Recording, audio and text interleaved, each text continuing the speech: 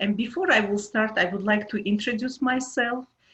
My name is Lucine Hambartsumyan. I'm a master level psychologist, and I'm also group therapy coordinator. I work at counseling and psychological services. And Joanna, would you like to introduce yourself? Sure. Hi, everyone. My name is Joanna Ransdahl. I'm a master's level clinical social worker and one of the therapists with UM-Dearborn CAPS. And yeah, I'm really excited to be here with y'all today. Looks like we've already got quite a few people, which is great.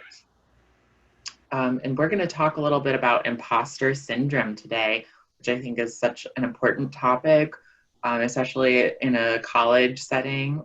I think this is a very common phenomenon of imposter syndrome. So we'll kind of define what that means and go into a little bit about what it is, how to cope with it.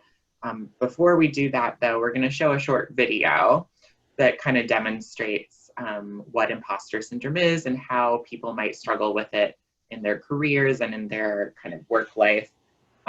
This video is specifically about women who have dealt with imposter syndrome, given that it is more common in women. But I just want to do a little disclaimer that people of any gender or gender identity can and do struggle with imposter syndrome. But if there's something with how women are socialized, right, that kind of contributes to it. I don't know if you want to add anything, Lucine, to that, but. Okay, so why don't we get started with the video? And yeah, let me know if you can't hear. Feel free also to use the Q&A if you have any questions or any technical difficulties. So here's our little video. I experience imposter syndrome on the reg, and I think over the years I've learned to use it as a tool.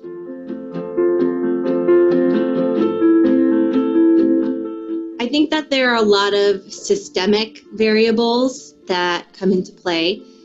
Just to get right down to the really funny stuff, you know, I think racism, I think sexism.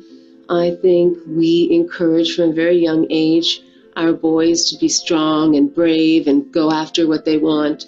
But what we encourage in girls is to be nice, to get along, to be well-mannered, to be graceful. The men I've seen in my field are very confident, and some have no right to be, and yet they are. And I know a lot of women who are extremely talented and don't believe they are. So yeah, I think maybe there's more prevalence of imposter syndrome with women because it's easier to just be like, well, I'll wait, where men are like, no, I deserve it, I should have got it yesterday. There are a lot of things that can make you feel like you don't belong or you should keep quiet. Oftentimes, I don't see examples of myself in the industry that I work in. I work in the entertainment industry. And so when you don't have these examples, it's kind of hard to think, oh, I'm right for this, or I'm doing this right. For me, if it's a new thing that comes up, it's like, I don't know how to do that thing yet, so what if I'm bad at it? But I have been good enough to get to that point, so there's no reason why all of a sudden I would lose all my skills and not be talented anymore. Sort of the idea, it seems like, from what I've gleaned from a distance, is you want to be able to almost like float above self-doubt. You learn how to navigate what's yours and what's not yours, and when you kind of find a clarity about what your contribution is, all of that kind of psychological warfare kind of melts away. I think people doubt themselves because they get into situations where they're not naturally prone to do what they're spending, 8 or 10 or 12 hours a day doing. And so it becomes a grind, and then you're not good at it because you're not motivated, and then you start doubting yourself. So find a vocation or a profession that aligns with your natural interests. I think instead of telling women to have less imposter syndrome, maybe we should be telling men to have more imposter syndrome. Because I think a little bit of self-doubt is very healthy and it makes you keep questioning. And in science, that's what we do. We have to keep asking questions. Self-doubt, self-loathing, having a negative self-talking, self-criticizing, endlessly looping mind is just the nature of existence. And that's what it feels like to be a person. It's really instrumental to my identity, actually. This kind of negative quality is something that I've learned to embrace in a weird way. I know that I am an imposter because we're all imposters, but I want stuff anyway. So I guess it's not imposter syndrome, it's more like chutzpah syndrome.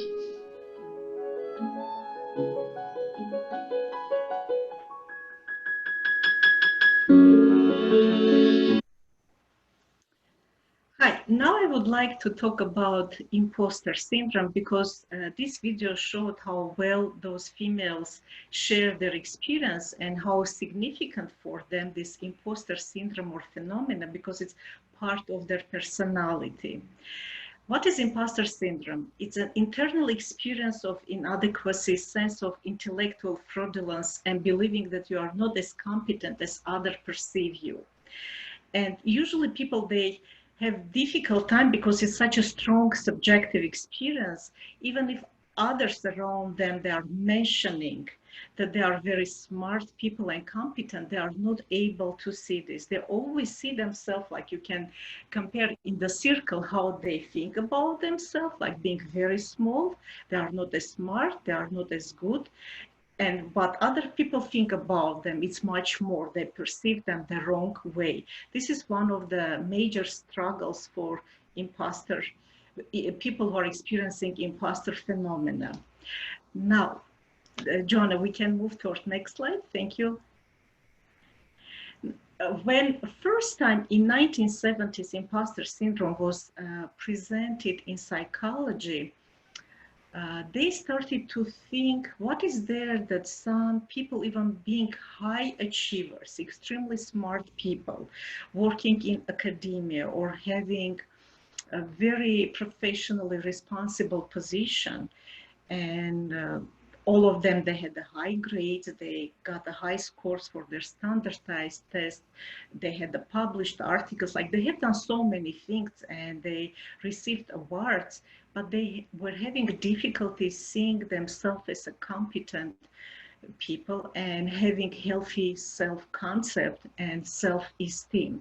And first, in psychology, they noticed research who was involved in research with imposter syndrome.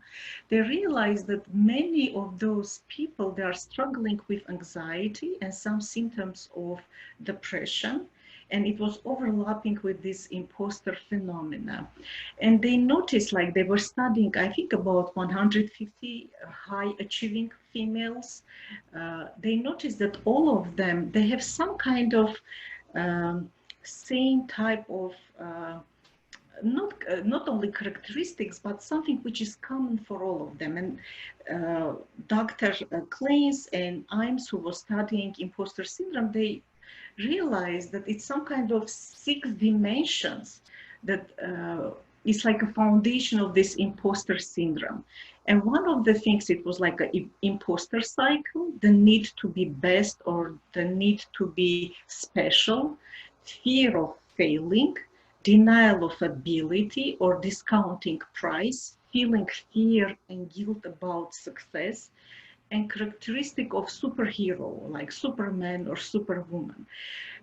They noticed that every time when those high achieving women, they need to face some kind of academic task, they were going through imposter cycle. And imposter cycle was presented the way like, or they were overly preparing themselves for the work that need to be done, or they were procrastinating because of their fear that they are intellectual fraud and they cannot do anything good. They present like other people have a better opinion about their abilities than they are. And every time facing some kind of new professional challenge, even they were eager to go through that challenge, they were constantly facing this imposter cycle. And for them that need to be the best, it shows that being able to be the best, they were trying to compensate that low self-esteem or low level of confidence in spite of their high intellectual abilities and achievements. and definitely like a fear of failing, even if this fear was not realistic, because all of those young women and professional women, they were very smart achievers, but they always were thinking irrationally that they are going to fail. That's why it was having some correlation with anxiety.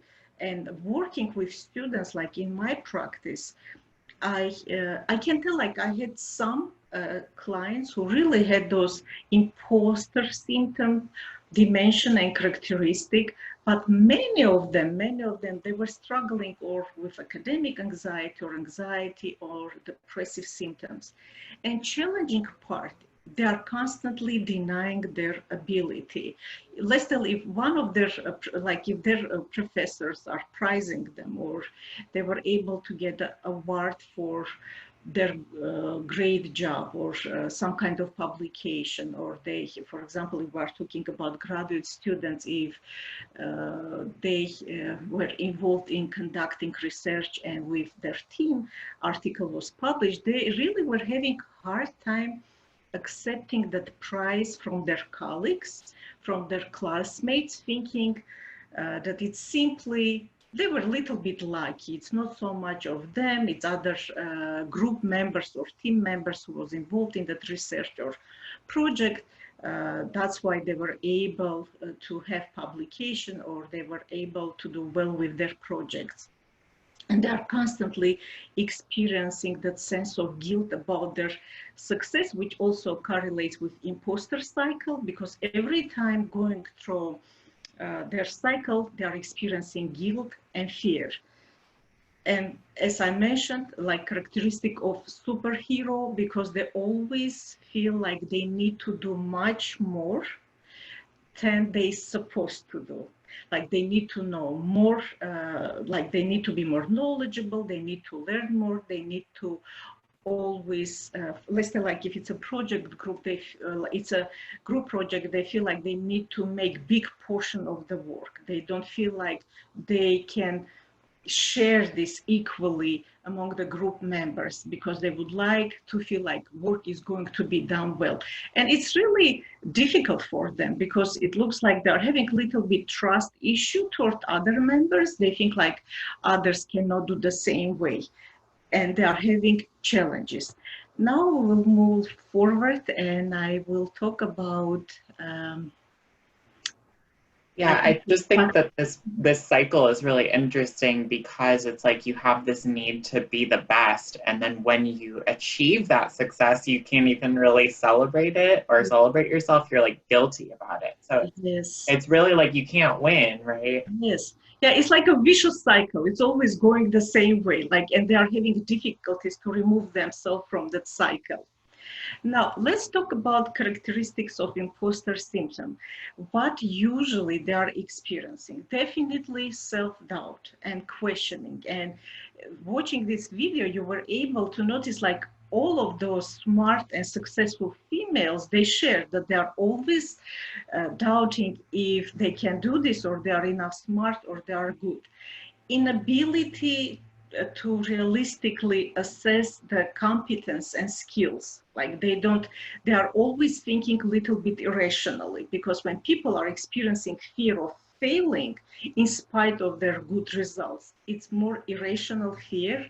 And later, Joanna will talk about like cognitive distortions, like it's a part of the distortion. When you do things, you have results, but you're not able realistically to see that part. Most of them, they are attributing their success to external factors.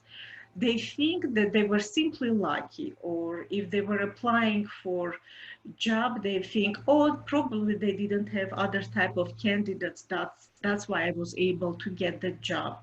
Or if they are getting positive feedback from their co-workers or a supervisor, they think, they are trying to be nice, that because they notice I'm anxious, and that's it. It's not about my work. They always underestimating the work that was done, that they are evaluated by their work and quality which was presented. And it's really well correlating with their tendency to be self-critical, be judgmental, and they are always judging their own performance. And they have fear that they are not going to meet level of expectations. They have very high level of expectations for themselves, and they think like other people also may have that level of expectation. It's never enough. They always feel like they are not reaching that high level of their expectation, again, in spite of their good results. Most of them, they are overachievers. Like they work hard, they are a hardworking woman, they are overachieving, but they are not able, unfortunately, to see all of those things that they do about themselves. They really well sabotaging themselves. And for example, let's tell if they need, if like sabotaging part can be presented, let's say like if their supervisor or team thinks they need to be promoted for position because of their skills, knowledge, expertise level. They're always trying to find some kind of excuses to avoid, because there are the self-doubts and fear that they cannot meet that high level of expectation and requirements. They are always afraid that they are not going to be as good for some position. And another thing that very noticeable, like one of the characteristics for imposter phenomena, they are always setting very challenging goals. Like sometimes it can be excessively lofty goals, not realistic for their field, like where they work or what they are doing, without realizing that sometimes it's some type of limitations and you need to accept. You cannot jump over those limitations. And for example, if they are facing some kind of obstacle, they think they are not enough smart. That's why they cannot overcome that obstacle, instead of realistically thinking that right now it's not as much possible to achieve that level. Now I will talk about some types of imposter syndrome, and working with those females, Kleins and Imes, Dr. Imes, they noticed that it's 5 major types that can be like divided. Perfectionist, all of them, they are very perfectionistic. And how I mentioned, like superhero, the expert, natural genius, and soloist. Definitely, to be high achiever, you need to be perfectionistic. But when you're perfectionistic and you're able to balance, you're not going through agony of anxiety and sense of inferiority or some kind of negative feelings, that's great. But if you feel like you're constantly experiencing internal struggles, trying to fit your own expectation, it's becoming very unhealthy, because even they look confident, but inside themselves, they have a lot of struggles. I remember like 4 or 5 years ago, I had a client. She was very interesting client. She very artistic and intellectual, majoring in architecture and design. Like I had another job too, besides working at UM-Dearborn. And my client, like she got an award for design that she presented, and everyone was mentioning which kind of great job is it. Like she had very unique approach to present the design. She was having a hard time to accept that, even when she was invited for dinner among those professionals, being like a senior student, but she was invited by companies like architectural companies. She was having really a tough time to accept the award, thinking, oh no, it's simply, she was simply like her professor was subjectively biased. He liked her, that's why she got this award, without realizing when work was presented, it was not only her professor, like it was a team of professionals who was evaluating presented job. That's why it's very interesting to understand them, what they are experiencing. It's very strong subjective internal experience. And the superhero, like they need to be smart, they need to be good, they need to be more than other people are doing to be able to achieve the same level. Like I will talk because it showed like in academia when among professors, not only students, like it's an ethnic woman, not only women, like men too, or they present different race identity, they're more frequently experiencing this type of issues. What means to be expert? Expert, it means like you need to know much more than other people in your field to be a little bit more confident, because we need to remember that most of them, they are struggling with self-esteem issue. And if you remember, like self-esteem can be divided and presented two-way, high level of self-esteem and low level of self-esteem. And low level self-esteem, it means when all of us, we have a need to be respected by others. We have a need for recognition. We have a need like to have that respectful status in society or among our professional association or family members, friends. But high level of self-esteem, it means when you have respect for your own self, when you are confident and respectfully confident with yourself, which has a strong connection with empathetic approach. And unfortunately for those high achiever women, and not only women, they struggle with the highest level of self-esteem. They cannot reach that level that they are respecting themselves. Even when someone tells we respect you, we see you, how great you are, they don't believe because they think like those people trying to be nice, but they also have difficulties be respectful toward themselves. And the soloist, it means they always prefer, most of them, to work on and lead their projects by themselves. They have very hard time working with other people because it's a little bit trust issue, having high level of expectations and being perfectionistic. They don't like to work with others because they think others cannot do the same way work how they would like to do. I think, Joanna, I'm ready to move forward. Thank you. Okay, thanks, Lucien. Yeah, I like all of these types explained. It feels like the common thread is that there's a level of like overcompensation, Yes. right? Like feeling really low self-esteem, so kind of compensating by making yourself into an expert or a rescuer or, you know, having all the control, right? Yes, So. yes. Now, let's see which kind of factors may correlate with imposter phenomenon. It doesn't mean, but I will present here it triggering imposter phenomena, but it looks like people who are experiencing imposter phenomena, they have something common. And for psychologists, it was really interesting to see what was their life experience, what they were facing. And it showed that most of them, they had parents with high level of expectations, very high level of expectations. And parents, unfortunately, also had the issue to prize their children.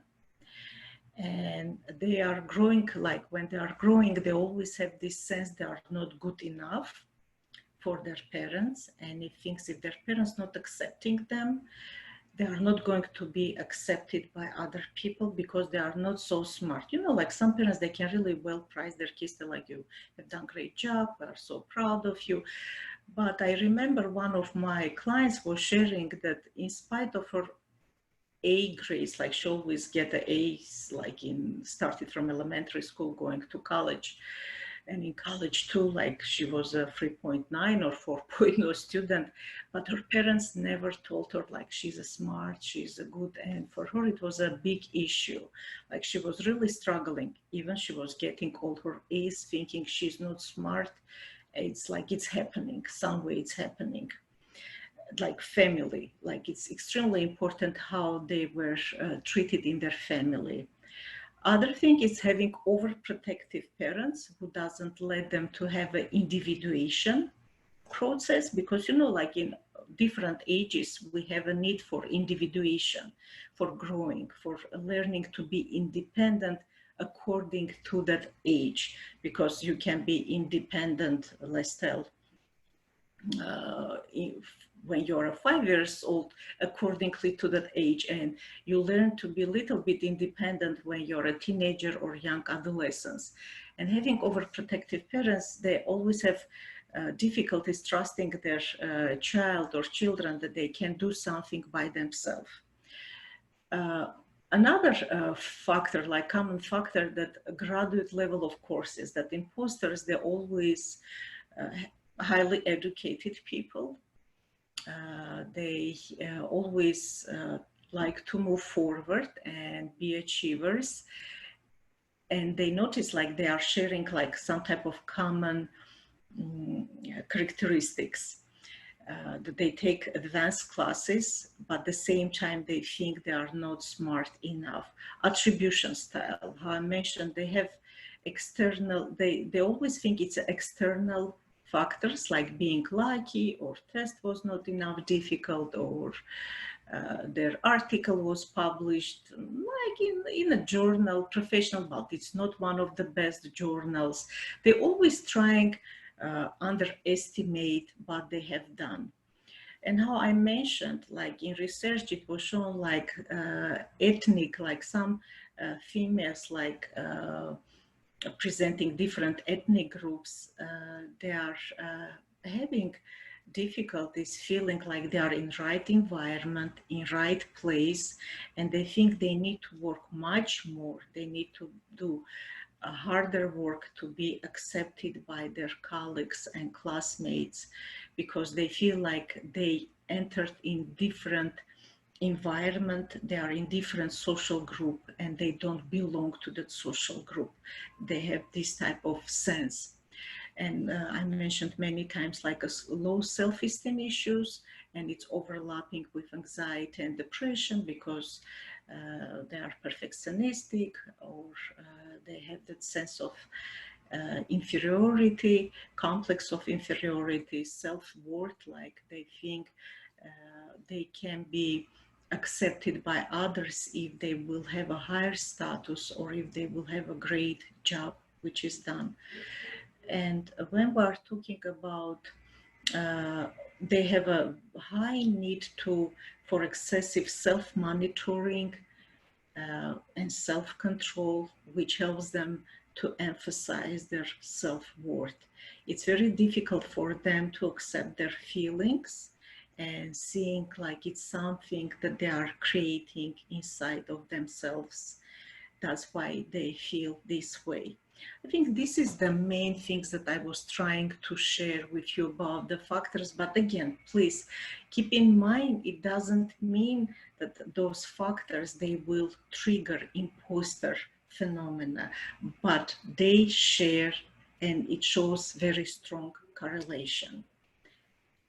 I think I'm done with this part, John, and we may move forward. Great. So we're going to watch another quick video with none other than Michelle Obama, who kind of is going to talk a little bit about her own struggle with imposter syndrome.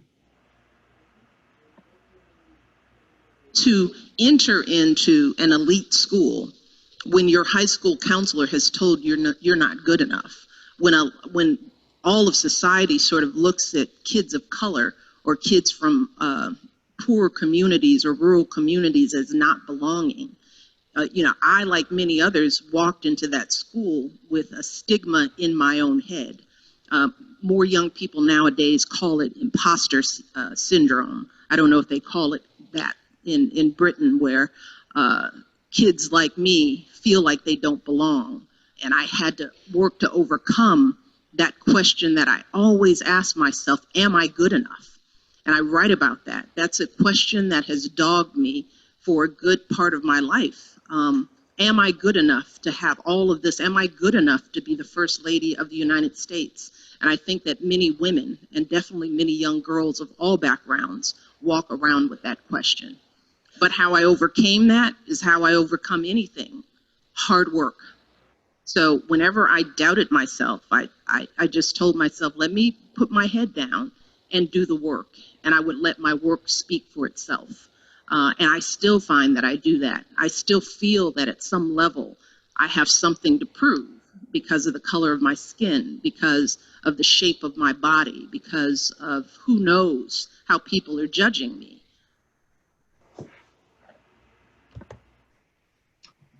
All right. So yeah, I like that example of Michelle Obama talking about how her identities, like racial identities, body shaming, all of those can kind of coalesce into this phenomenon we're calling imposter syndrome.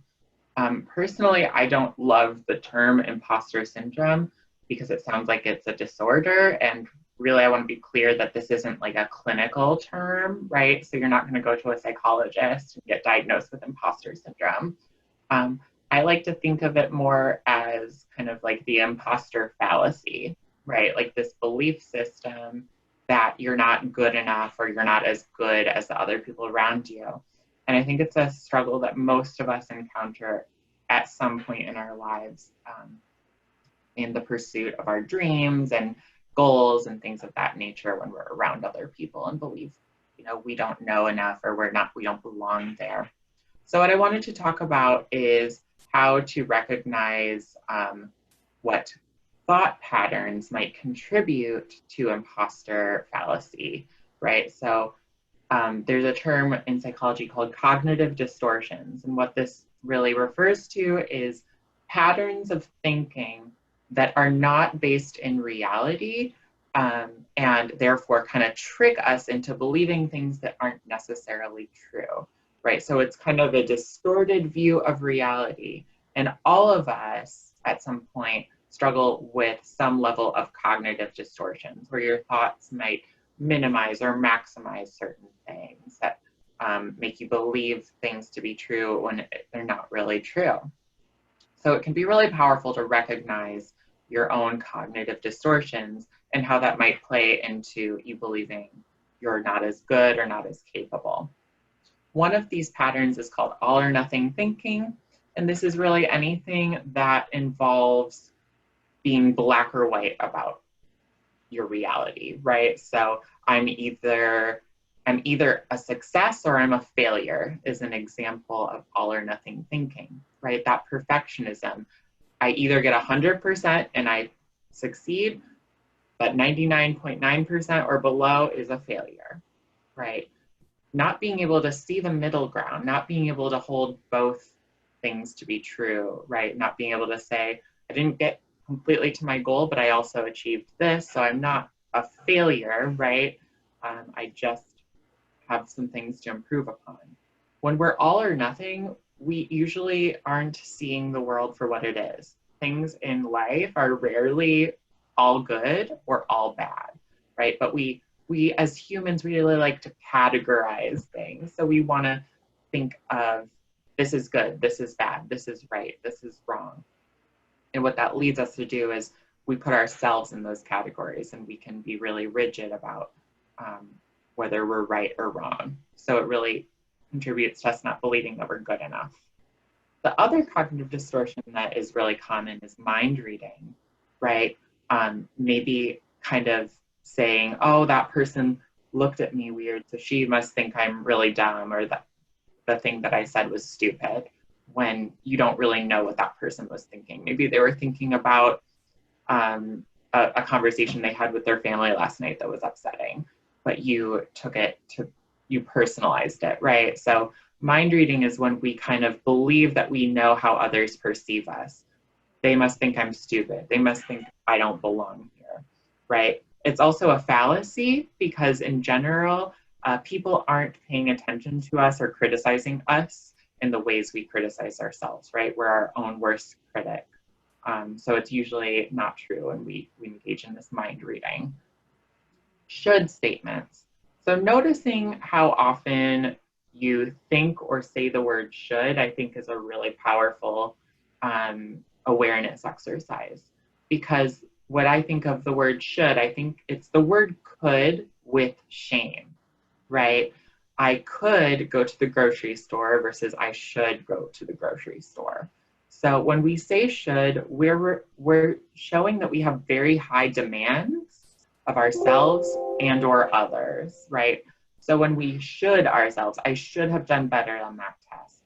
I should know that. I shouldn't have to ask that question, right? It's a very shaming thing to say to ourselves. So noticing whenever you're thinking should and maybe replacing that thought or that statement with could is one way to challenge those should statements. Discounting the positive is huge with imposter fallacy, right? So saying, oh, well, the teacher said these good, made these good comments about this paper, really nice intro, maybe work on the body of the paper. And all you really hear is the criticism rather than the positive.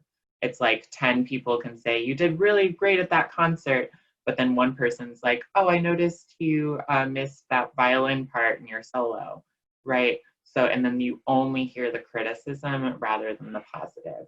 We do this all the time, right? Where we're hyper-focused on the negative, but we discount all of our positive attributes and successes, right? Comparisons, right, to others, being like, oh, well, that person did really well in that test, that person's doing well in the class, I'm struggling, what does that say about me? When we compare ourselves to others, we then develop belief systems that we're not good enough or we don't belong. But a lot of times those comparisons aren't really fair because we're making assumptions about other people and we're judging our internal world on people's external worlds. You know what I mean? So it's like if you go on social media and people are just posting really happy pictures of, you know, their summer, and you think, oh, they have such a better life than I do. But they're not posting about the bad things that happen to them. So we're really making an unfair comparison. I think often we do that a lot. And another cognitive distortion is called emotional reasoning. So believing your emotions to be facts. So if I feel it's true, then it must be true. If I feel stupid, then I must be stupid. If I feel like my professor doesn't like me, then it must be true. My professor must not like me, right? A lot of times we have emotions that stem from past experiences, childhood, parent experiences, and we project those on our relationships and current reality. So it's not always true.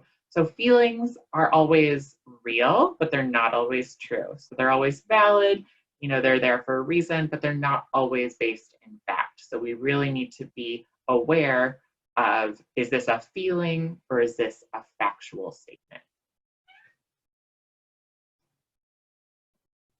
So how do you, now that you kind of are hopefully thinking about yourself and which of these cognitive distortions or elements of imposter syndrome resonate with you, really, how do you cope with that? What do you do now that you've recognized it? Well, the step one that I want to just point out is acknowledgement. So that self-awareness piece, acknowledging what is your struggle. Do you struggle with perfectionism? Are you pretty black and white in your thinking? Do you compare yourself to others a lot?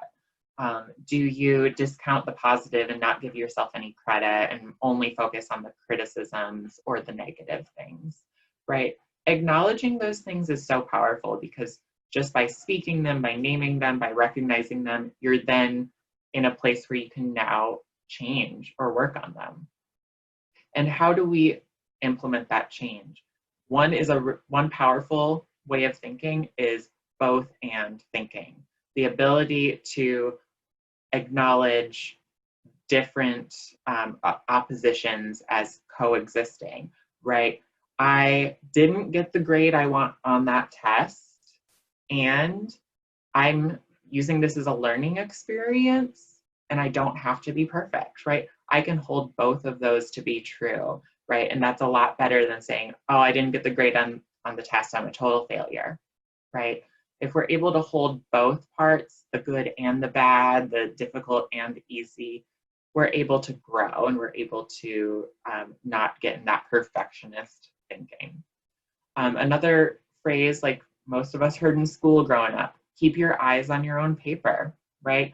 It's not fair to compare yourself, your internal world, to other people's external. you really don't know what other people are going through.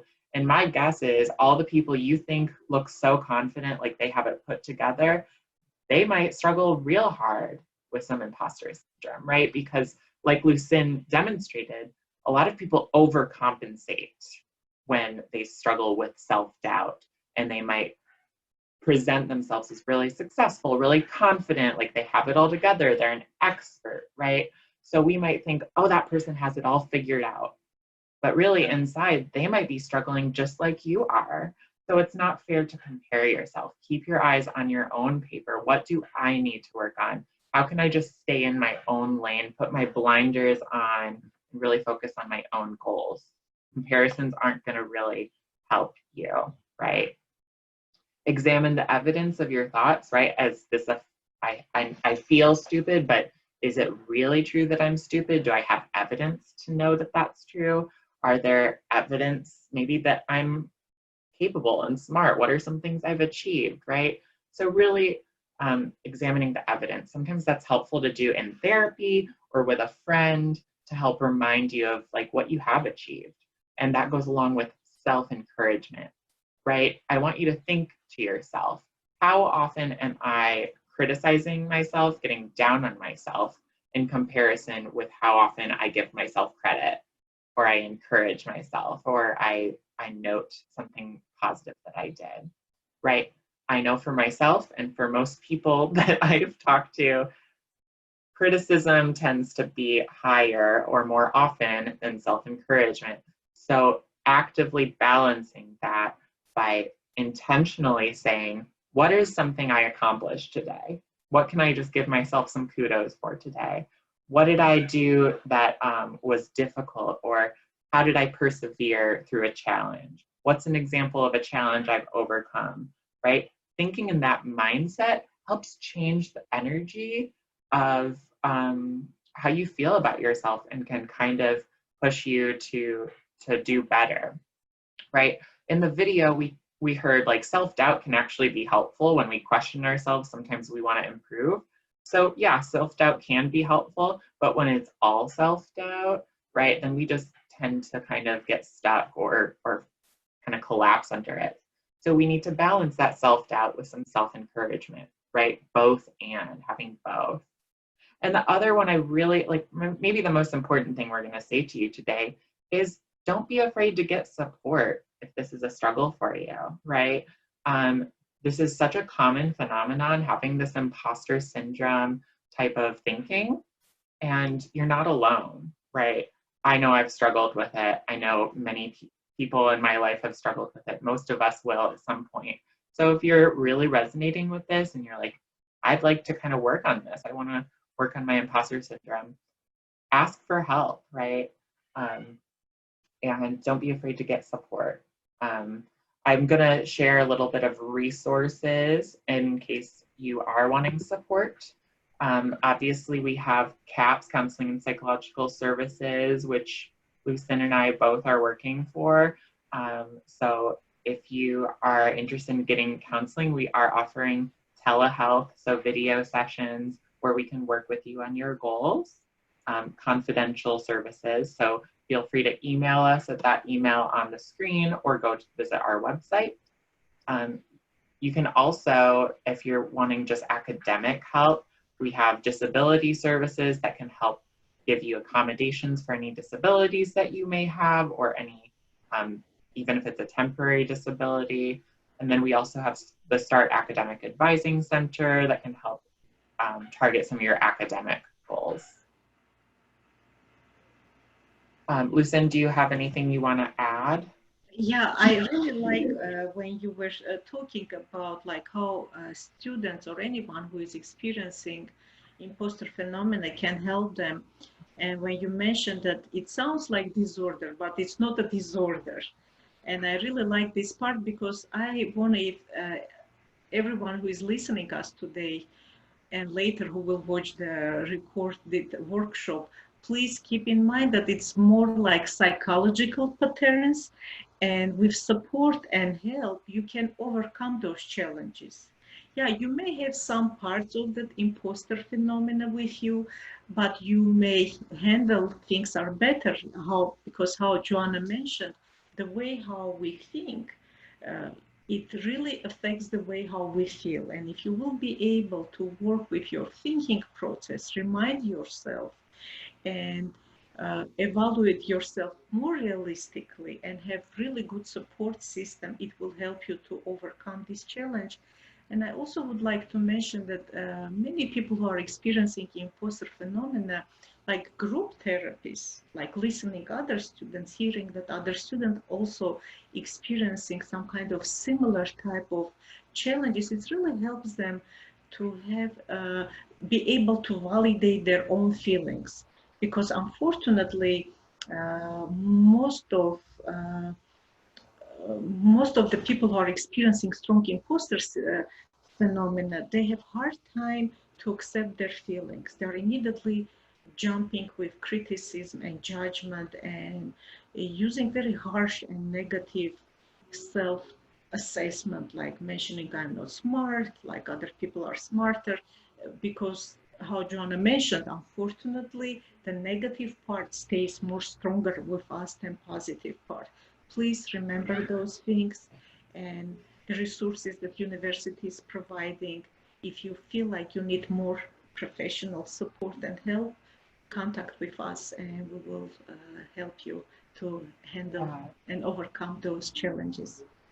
For sure, and really driving that point home again, that you don't have to have a disorder of any kind to seek out help from counseling and psychological services. Like Susan and I have kind of tried to drive home the point that this is something that many people struggle with, and it's really not a disorder as much as just a psychological process that can be difficult to work through. And group therapy is one of those options that we offer. And it can be really helpful just to go into a group session, talk about these things. And I guarantee you, you'll probably meet 3 or 4 at least other people who can relate to that struggle and can help you really feel less alone with it, right? So please do reach out if that is something that would help you. I do want to open up now for questions for any of those who are viewing this live. Please feel free to type anything into the Q&A or the chat box, and Lucen and I would be happy to kind of address any questions or things that are on your mind.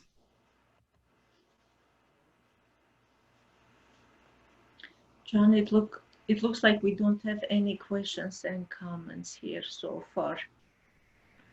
Yeah, for sure. In case people are still typing, we will wait for a little bit longer. But yeah, I definitely think that this is an important topic to talk about. I'm really glad people were able to attend and listen in, because I think it's just something we need to talk about more, especially in like a college setting. Okay, it looks like we have, just a moment. Gender discrimination occurs when woman is science. That really contributed to imposter syndrome. Any comments? This is good question. Yeah, this is really interesting question. Because do you feel like you are discriminated because you're representing different ethnic group? Like this is what you think you experience? Because imposter syndrome, like, I mean, if I would like to understand, you were discriminated, or this is how you feel, that representing others, like being a woman, because here it's, I'm sorry, it's not so much about like ethnicity, it's about gender. It depends like in which kind of field you are. Like you feel like you're predominantly in male field, like you're in engineering, and most of your colleagues, they are males, and you're having hard time to feed that group because the way how you're treated, or you don't get enough support. I think it's something that maybe can be discussed if we will have like little bit more information about this, because it can be imposter syndrome, like it may be a result that you subjectively feel this way, but it can be that it's not the imposter syndrome. You feel like you are not able to move forward as a professional like your other colleagues. You feel like it's easier for them, they are more accepted, or they are having opportunities for professional growing, career growing. And for you representing different gender, you feel like you are not. I don't know, like it relates more to imposter syndrome, like your subjective experience, or it's something that externally is happening. Well, it looks like we have another comment from this anonymous attendee that they were discriminated, and then it says women are not good in math or science.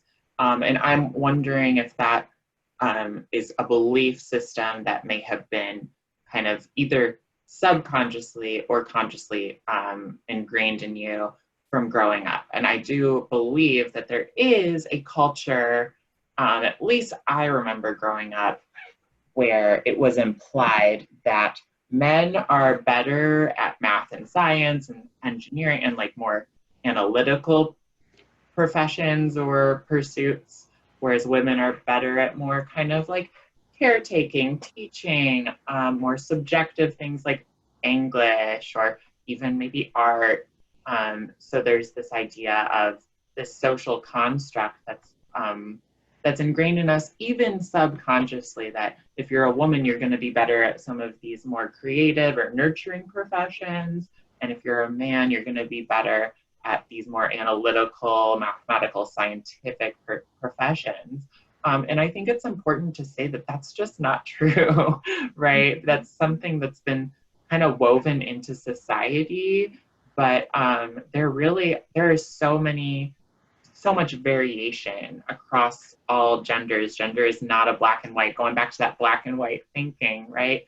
You can be a woman and be really scientifically minded, very analytical, very mathematical. You could be a man and be like super nurturing and be really good with kids, right?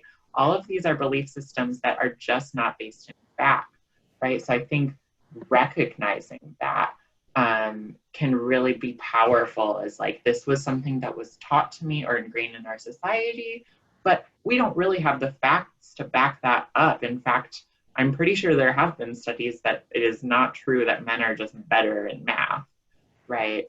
I see another comment. In STEM, how you view women might depend on your environment. I had a lot of nuns in STEM, even in college, so it never occurred to me that it was an issue.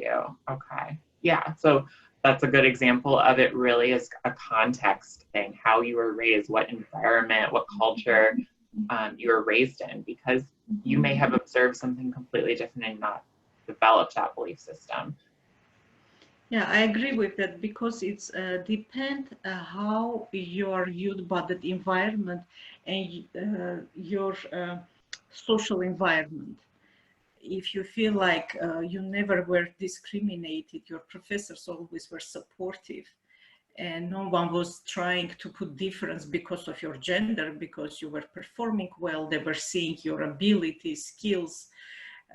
Definitely it's in this case, like you are not going to have difficulties if you are getting validated as a student who is smart in science and math, because we know it's not about gender. It was some type of stigma in society, but those days like STEAM programs and engineering programs, they are even encouraging females. They want to have more females in those fields. That's why it's very important to understand, is it personal experience or you really experience something in that environment, not having opportunities? Absolutely, yeah, and I think, you know, women in STEM fields have such a great opportunity to be trailblazers and to really, like, I think somebody said they would like to help mentor other STEM female students. Like, you know, that's such a powerful thing to be able to offer, going into schools and like talking to young girls about science and how cool it is, right? Because I know for many, like I've worked with women engineers clinically and they're like, there's no other women in my program, right? So it's like, where is the representation? That just goes to show you that there's been kind of a suppression of women in this field. So really, you guys have the opportunity to be trailblazers and say, I'm not going to take that old paradigm and internalize it. I'm going to push forward and kind of change the way we view women. And you know what, I also would like to share that with some of my clients who was in engineering, female clients, being smart and doing things well, like even they were thinking like they are not going to fit that group of the classmates, but they were highly respected by their classmates because everyone was able to see how they work during their projects, that they are very smart, they have interesting ideas, their performance is good, even if they are struggling, they are having some issues like most of the students, it's normal to have some kind of academic issues, but they were highly respected by their classmates and professors. Because I think we live in the time when your work really shows your capacity. Even maybe you may feel subjectively slightly different, but professors always like to support students if they see they have motivation, interest, and desire for knowledge and professional growing. I have never seen any student who was telling like I'm discouraged by my professors. It's very important to try to use those office hours to talk and express what is going on, which kind of inspiration you have for your field. And I'm more than sure you always will be supported. You're not going to be discouraged by people in that field. It's science or it's engineering, it doesn't matter where you are, like in math, physics, chemistry. If your professors see your potential, I'm more than sure most of them, they will support you. Totally. So we are out of time. Thank you guys so much for attending and participating in this. Really, I feel like we could talk for hours more about this topic. So thanks for attending. Feel free to reach out to us if you have any questions. UM-Dearborn caps at umich.edu. Thank you guys so much and have a wonderful rest of your day. Thank you very much for participation. And I like that we had a very active group. And stay tuned because Counseling and Psychological Services providing various type of the workshops. And we will see you next time and have a great day. Thanks. Bye. Bye-bye, John. Bye.